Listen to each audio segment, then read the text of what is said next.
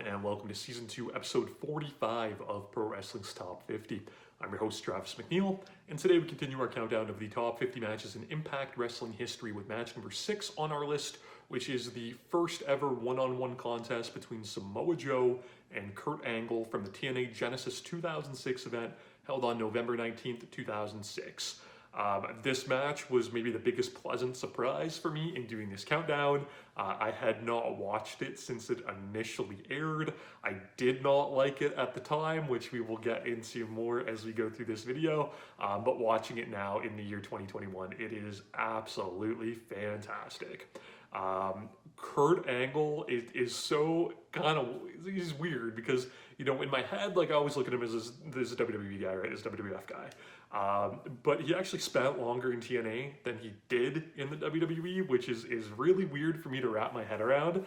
And he had arguably just as many high quality, TNA matches as he did in the WWE.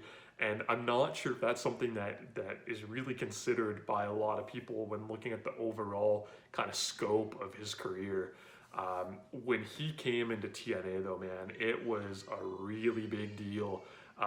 You had him kind of, I'll say, toiling away a little bit in the WWE. He had a pretty big 2005 with Shawn Michaels matches. But in 2006, they really didn't have him doing too much. He had the big match with Undertaker at No Way Out. But from there, he just kind of fizzled away. He got put on the ECW brand, which was a really weird choice. That I think they were just kind of trying to use to help legitimize that, and ended up to him, with him leaving. TNA had hyped up, having this big kind of announcement and signing that was happening. The buzz, a lot of people thought that it was going to be Kurt Angle, but I think that until it was actually announced with the video they did at the pay-per-view, nobody really expected it.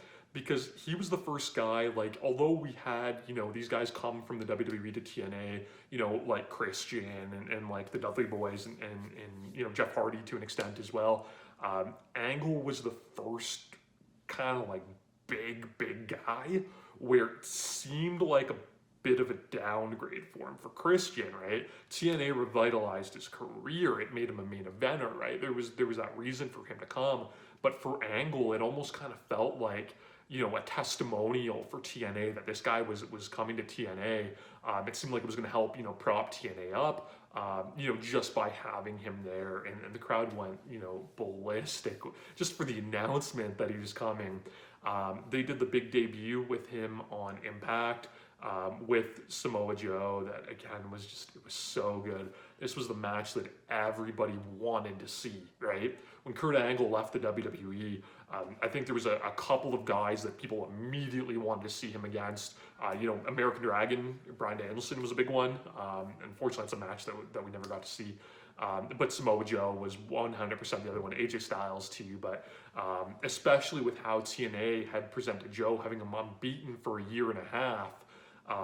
This was a huge match. They did the great, headbutt, segment on Impact, which if you've never seen that, it is absolutely must see just how well it was done.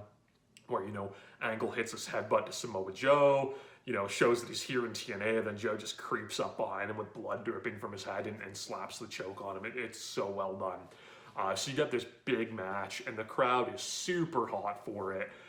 It is just so intense. You get this really intense opening lockup. You have Angle go for the ankle lock early on, and Joe just beat him down, right? And I talked about that in the Joe and Daniels video the other day, about how good Samoa Joe is at doing just those menacing, monstrous beatdowns. And he starts doing that on Angle. And it's really cool because it's almost like, maybe Angle's bit off a bit more than he can chew. He was in that WWE complacency, but now he's out of that cage, right? And there's a lot of hungry dudes that are coming for him.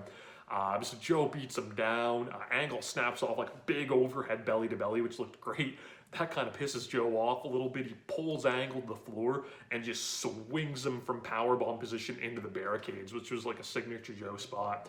He follows up with the suicide dive that was just nasty. And again, Angle's coming from the WWE where you know, at the time at least, and although this has changed a lot now, but at the time, you know, big guys in WWE didn't move like that, right? So, you know, to have just a big guy just throw his body at him like that, you know, he was maybe not prepared for it. Joe, like, just throws him to the steps head first. It was really brutal. That splits Angle open. Kurt Angle is a super underrated bleeder. I talked about that in the Jeff Hardy match, you know, video a couple of spots ago on our countdown, where he bleeds buckets, and he does that here too, and it's so great. And again, Samoa Joe is just so excellent at working that cut. He digs his fingers into it. You know, he just cross-facing it, head-butting it. It's absolutely brutal. You know, because it's a Kurt Angle match, and I talked about this, you know, in the Jeff Jarrett video yesterday, you know, you got big counter finishing move spots too, and we got all of that throughout this match. He blocks the muscle buster with like a guillotine choke on the top rope, and then turns it into a tornado DDT. He gets, you know, the rolling Germans. Joe counters the ankle slam and ends up hitting the muscle buster and only gets 2, and that was a really big deal because nobody had kicked out of the muscle buster at this point in Joe's TNA career. Like I said, he'd been unbeaten for a year and a half. They counter in and out of the ankle lock and the Kikina clutch, the choke that Samoa Joe would do, which was great. The crowd was molten hot during all of it. Joe ends up making a mistake where he eats the post off of a charge. That allows Angle to hit the angle slam in kind of like a humorous spot, right? So you know how Angle would normally pull the straps down? Well, he had already done that in the match. So he went to do it, realized his straps were already down, and he pulled them back up just to pull them back down again. It was kind of funny, added a little bit of humor to this match in a weird sort of way. But Angle ends up grabbing the ankle lock. He adds the grapevine to it. And after a struggle, Samoa Joe is forced to tap out. Kurt Angle is victorious in his TNA debut and ends the unbeaten streak of the Samoan submission machine, Samoa Joe. Now, at the time, 2006, big independent wrestling fan right here, I was livid at this decision, and that in and of itself is why I didn't like this match, right?